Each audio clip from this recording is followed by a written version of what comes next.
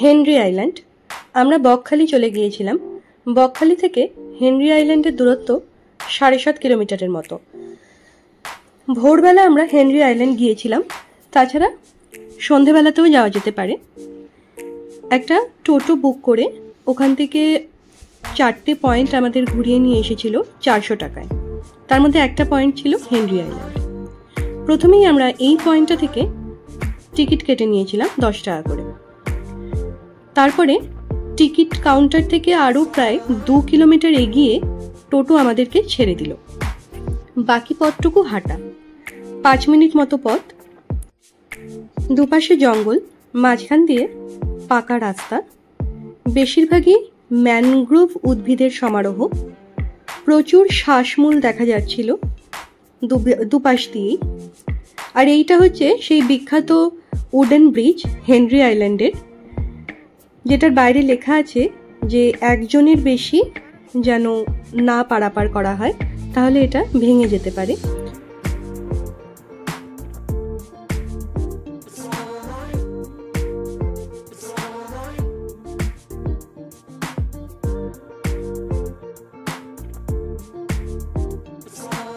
কাঠের এই ব্রিজটা পেরোলেই ওই পাশে হেনরি আইল্যান্ড।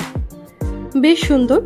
অনেকবার অনেকের ভিডিওতে এই ব্রিজটার উল্লেখ পেয়েছি, দেখেছিলাম। সামনে থেকে আরো সুন্দর লাগছিল। এই যে এগুলো ম্যানগ্রোভ উদ্ভিদের শ্বাসমূলগুলো মুখ বাড়িয়ে রয়েছে, মুখ তুলে রয়েছে।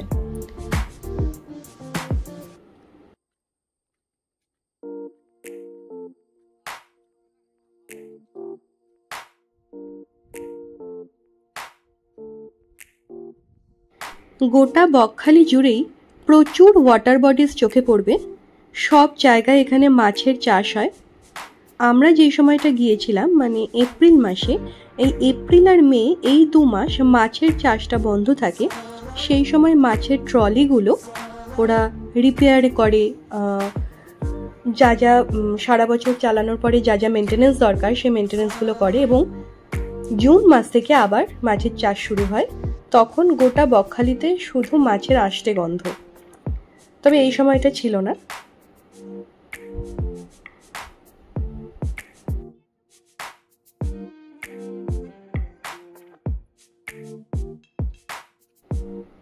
টোটো নামানো থেকে হেনরি আইল্যান্ড অব্দি এই হেঁটে যাওয়ার রাস্তাটা ভারী সুন্দর।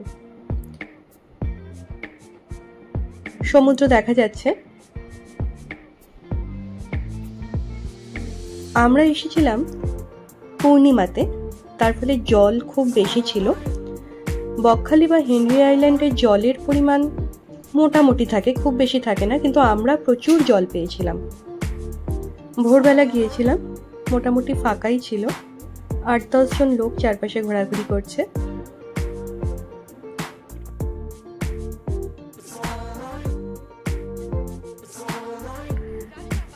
এখানকার আরেকটা বৈশিষ্ট্য হচ্ছে সবকটা বিচেই সাদা বালি দেখা যায়।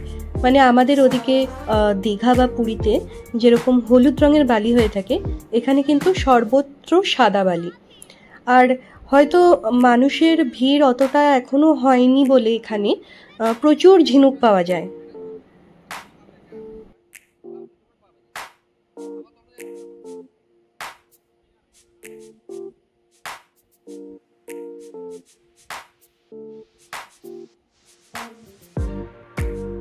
আমরা ভোরবেলা গিয়েছিলাম, তাই জন্য বেশ কিছু লোককে দেখেছিলাম মাছ ধরছে জাল দিয়ে। জিজ্ঞেস করায় ওরা বলেছিল ওরা চিংড়ির ছোট ছোট যে মিন হয় সেগুলোকে ধরছিল। বকখালি এলে হেনরি আইল্যান্ড একদম মাস্ট ভিজিট প্লেস। পরিষ্কার পরিচ্ছন্ন, চতুর্দিকে যে প্লাস্টিক ছড়িয়ে আছে বা নোংরা কাপ বা চিপসের প্যাকেট, না সেরকম একেবারেই নয়। একদম পরিষ্কার সি বিচ। হয়তো মানুষের আনাগোনা এখনো অন্যান্য সি বিচগুলোর তুলনায়, মানে পপুলার সি বিচগুলোর তুলনায় কিছুটা কম বলেই হয়তো এতটা পরিষ্কার। দোস্ত আমাদের, আমরা যদি আর একটু বিচক্ষণতার পরিচয় দিয়ে এই সি বিচগুলোকে নোংরা না করে অ্যাটলিস্ট নিজের ব্যবহৃত কাগজ বা প্লাস্টিকের টুকরোটা ডাস্টবিনে ফেলি, তাহলে প্রত্যেকটা সি বিচে এরকম সুন্দর ধরা পড়ে। এখানে প্রকৃতি বেশ অকৃত্রিমভাবে ধরা পড়ছিল। সকালবেলায় লোকজনও কম, সাদা বালি, তার সঙ্গে ঢেউ, সম্পূর্ণ ব্যাপারটা ভীষণ সুন্দর ছিল।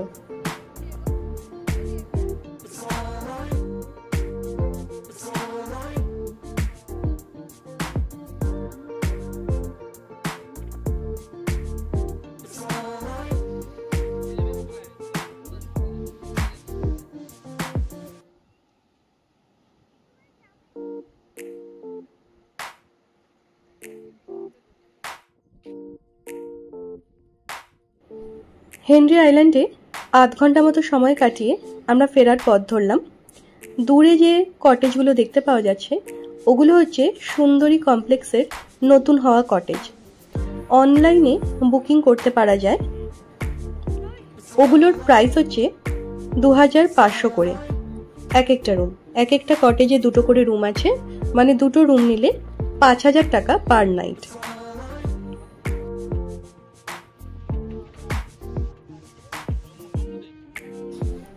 বকখালিতে না থেকে কেউ যদি হেনরি আইল্যান্ডে থাকতে চায় সেক্ষেত্রে সুন্দরী কমপ্লেক্স একটা খুব ভালো অপশন। আরেকটাও আছে ম্যানগ্রোভ কমপ্লেক্স, তবে সুন্দরী কমপ্লেক্সটা হেনরি আইল্যান্ডের বেশি কাছে। ম্যানগ্রোভ কমপ্লেক্সটা হেনরি আইল্যান্ড থেকে প্রায় 2 কিলোমিটার দূরে। তবে সৌন্দর্যের দিক থেকে যদি বলেন যে স্লিপ আছে, দোলনা আছে এবং অনেকটা বড় জায়গা জুড়ে সুন্দর করে সাজানো বাগান আছে, সেটা কিন্তু ম্যানগ্রোভটা। কিন্তু সুন্দরী কমপ্লেক্সে থাকার অপশনটা এই জন্য ভালো কি আমরা তো হেনরি আইল্যান্ডের সি বিচের জন্য যাচ্ছি, তো সি বিচ ওখান থেকে হাঁটা পথে 5 মিনিট। এইটা হচ্ছে পুরো সুন্দরী কমপ্লেক্স। এর ভাড়া 1200 টাকায় নন এসি রুম আর 1500, 1700 এবং তার উপরে আছে এসি রুম।